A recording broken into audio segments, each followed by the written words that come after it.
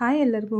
ನೆನ್ನೆ ನಾನು ಸಂತೆಗೆ ಹೋಗಿದ್ದೆ. ಅದರಲ್ಲಿ ನನಗೆ 20 ರೂಪಾಯಿಗೆ ಉಡ್ಡೆ ಸೊಪ್ಪು ಅಂತ ಸಿಕ್ತು. ಎಲ್ಲ ಥರ ಸೊಪ್ಪು ಮಿಕ್ಸ್ ಆಗಿರುತ್ತೆ. ಇದಕ್ಕೊಂದು ಸ್ವಲ್ಪ ಉಪ್ಪು ಹಾಕ್ಬಿಟ್ಟು ನೆನೆಸಿಟ್ಬಿಟ್ಟು ಚೆನ್ನಾಗಿ ಸಣ್ಣದಾಗಿ ಹೆಚ್ಕೊಂಡು ಅದ್ರ ಜೊತೆಗೆ 3 ಮೆಣಸಿನ್ಕಾಯಿ, ಹಾಗೆ ಅರ್ಧ ಟೊಮೆಟೊ, ಒಂದು ಅರ್ಧ ಈರುಳ್ಳಿ, ಅದ್ರ ಜೊತೆಗೆ ಒಂದು ಸ್ವಲ್ಪ ಅರಿಶಿನ, ಉಪ್ಪು, ಹುಣಸೆ ಹಣ್ಣು ಹಾಕಿ ಒಂದು ಸ್ವಲ್ಪ ನೀರು ಹಾಕ್ಕೊಂಡು ಬೇಯಕ್ಕಿಟ್ಬಿಡಿ.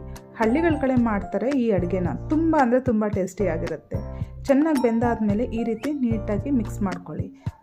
ಇದು ಏನಂತಾರೆ, ಮಸಿಯೋದಿರುತ್ತಲ್ಲ, ಮಸಿಯೋದ್ರಲ್ಲಿ ಚೆನ್ನಾಗಿ ಮಸ್ಕೊಳ್ಳಿ. ಇಲ್ಲಾಂದರೆ ಹ್ಯಾಂಡ್ ಬ್ಲೆಂಡರ್ ಇದ್ದರೆ ಹ್ಯಾಂಡ್ ಬ್ಲೆಂಡರ್ಗೂ ಯೂಸ್ ಮಾಡ್ಬೋದು. ಇಲ್ಲ ಅಂತಂದರೆ ಮಿಕ್ಸಿಗೆ ಒಂದು ರೌಂಡ್ ಹಾಕ್ಕೊಂಡ್ರೂ ನಡೆಯುತ್ತೆ. ಒಂದು ಬಾಣಲಿಗೆ ಎಣ್ಣೆ ಹಾಕಿ ಸಾಸಿವೆ ಜೀರಿಗೆ ಹಾಕ್ಕೊಳ್ಳಿ.